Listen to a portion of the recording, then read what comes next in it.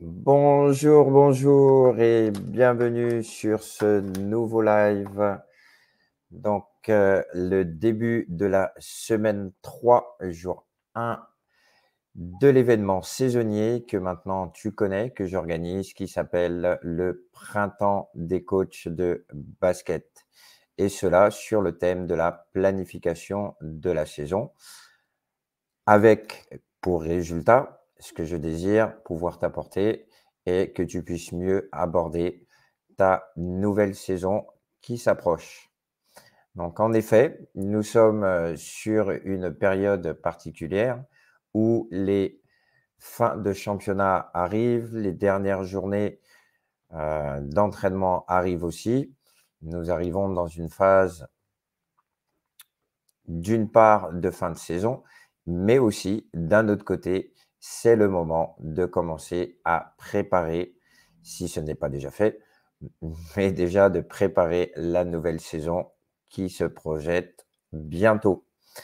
Il faut savoir que justement cette planification de saison est un aspect essentiel dans le rôle de l'entraîneur. Durant cette troisième semaine, que j'ai nommée Construire son projet de saison, cette première vidéo live de la série à venir du Printemps des coachs de basket, je vais aborder avec toi aujourd'hui 3 astuces pour organiser ta saison de basket et de gagner à tous les coups. Au cours de ce live, tu vas découvrir donc 3 astuces faciles pour ta planification qui vont t'aider à la structurer.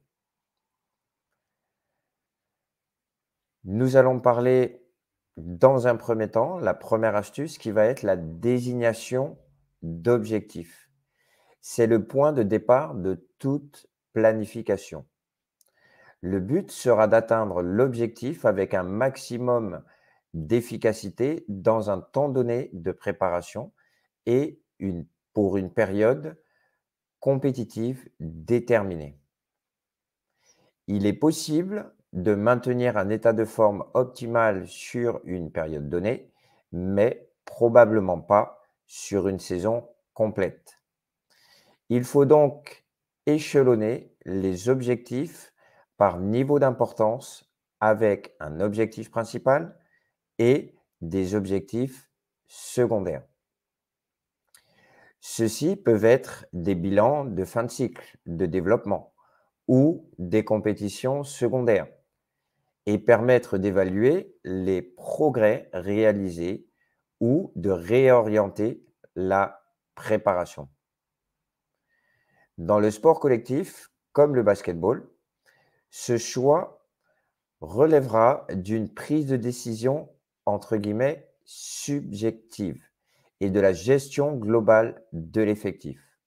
En effet, malgré une très bonne préparation de planification de saison, nous ne sommes pas à l'abri, en tant que coach de basket, des imprévus, que ce soit les blessures, que ce soit les absences, que ce soit des reports de match ou autres, on ne sait quoi. Il y a toujours des imprévus qui nous demandent de réajuster nos objectifs de notre planification que l'on a définie au départ.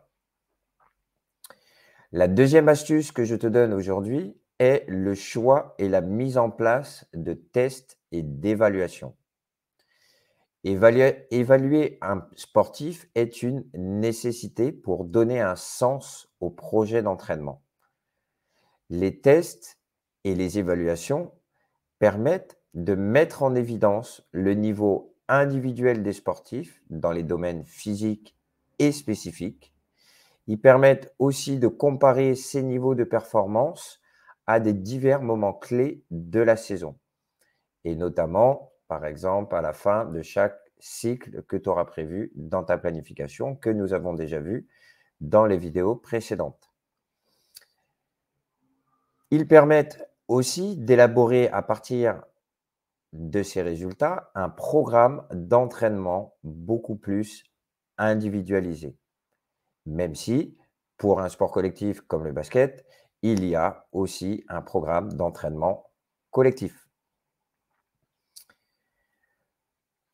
Passons maintenant à la troisième astuce que je vais te partager aujourd'hui, que tu pourras utiliser pour effectuer ta planification. Il faut définir le degré de disponibilité du joueur ou de la joueuse. C'est-à-dire, donc je m'explique, il te faut, en tant que coach, connaître les intentions de tes joueurs ou de tes joueuses pour que tu sois au plus près de leurs attentes. Tu dois prévoir dans ta planification de saison une période avec des entretiens individuels pour cela et profiter de ce moment intime et privilégié avec chaque membre de ton équipe afin de définir quelles sont leurs attentes à leur niveau à eux. Est-ce que ce sont des sportifs tournés vers le haut niveau? Est-ce que ce sont des sportifs tournés vers la compétition? Ou est-ce que ce sont simplement des sportifs tournés vers le loisir? Est-ce qu'ils sont intégrés dans une structure de haut niveau ou non?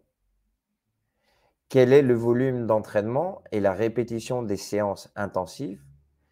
Elles vont être différents en fonction justement de ces retours, puisque cela va dépendre du temps qu'il a de disponible, de possible à consacrer à l'entraînement.